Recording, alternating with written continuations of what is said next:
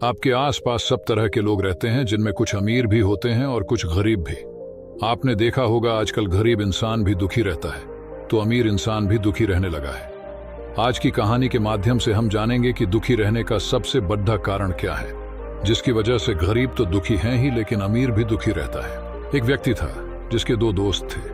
बहुत सालों के बाद वह उनसे मिलने जा रहा था। वह बहुत खुश था कि वह अब अपना सुख दुख अपने दोस्तों के साथ बांट सकता है।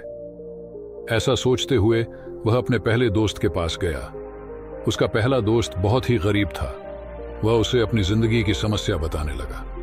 गरीब दोस्त बोला, अरे गरीबी बहुत बुरी चीज है। गरीबी के कारण तो जिंदगी जीना बहुत मुश्किल हो गया है। आज के वक्त में जिसके पास पैसा है वही खुश है। बिना पैसे के कोई किसी की इज्जत नहीं करता। गरीबों की जिंदगी तो कीड़े मकोड़े जैसी हो गई है। लगता है जैसे हम तो इस दुनिया में है ही नहीं। व्यक्ति को अपने दोस्त की बात सही लगी और वह सोचने लगा, यह सच ही तो कह रहा है। पैसों के बिना कैसे कोई अपनी जिंदगी खुशी से गुजार सकता है। बहुत बातें करने के बाद वह अपने दोस्त के घर से लौट गया। फिर वह अपने दूसरे दोस्त के घर पहुंचा। उसके घर को देखते ही वह सोचने लगा, यह तो बहुत अमीर हो गया है।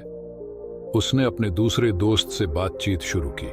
व्यक्ति बोला, तुम्हारे पास तो बहुत पैसा आ गया है, तुम तो बहुत खुश रहते होंगे। अमीर दोस्त बोला, क्या बताऊं, मैं तो अपनी जिंदगी से बहुत परेशान हूं। पैसा तो है लेकिन खुद के लिए ही टाइम नहीं मिलता और लोगों को लगता है इनके पास पैसा है तो सब ठीक है। अमीर बनना आसान है लेकिन अमीर बने रहना बहुत मुश्किल होता है। इसीलिए पूरा समय काम में फंसा रहता हूं।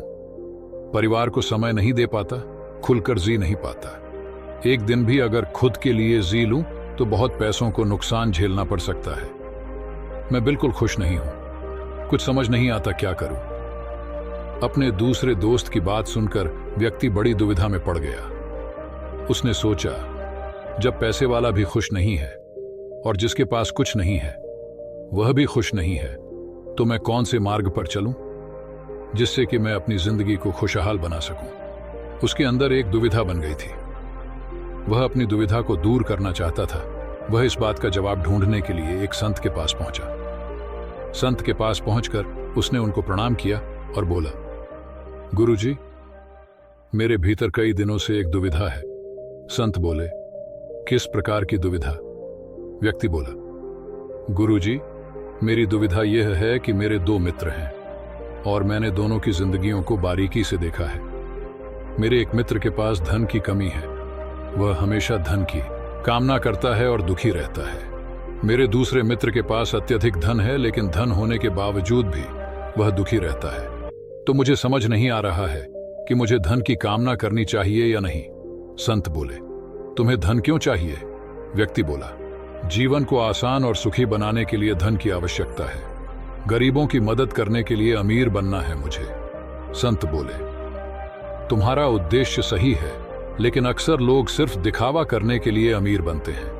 बद्धा घर, बड़ी गाड़ी, ये सब दिखावा ही तो है और यह दिखावा हमेशा बना रहे, इसलिए दिन रात धन के पीछे भागते रहते हैं। ऐसे लोग ना परिवार को समय दे पाते हैं, ना ही इस खूबसूरत जीवन को जी पाते हैं। इसलिए अमीर इंसान हमेशा दुखी रहता है। व्यक्ति बोला, तो क्या धन कमाना गलत है? संत बोले, धन कमाना गलत नहीं, लेकिन धन कमाने का उद्देश्य क्या है यह सबसे महत्वपूर्ण है।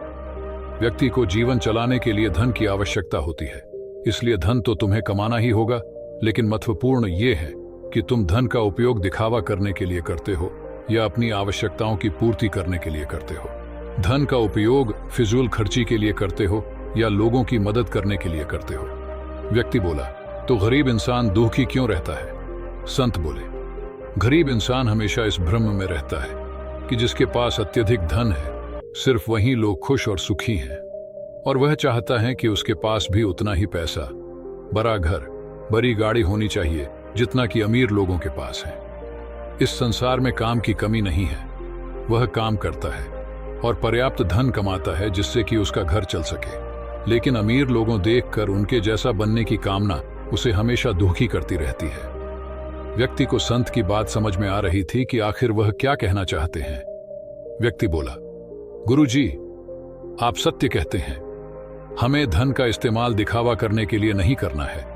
और ना ही किसी अमीर व्यक्ति को देखकर अपने मन में उसके जैसा बनने की भावना लानी चाहिए। गुरुजी, मेरे भीतर से आपने मेरी दुविधा को खत्म कर दिया है। संत ने उसे आशीर्वाद दिया और व्यक्ति ने हाथ जोड़कर संत का धन्यवाद किया। मिलते हैं नेक्स्ट वीडियो में, तब तक के लिए धन्यवाद।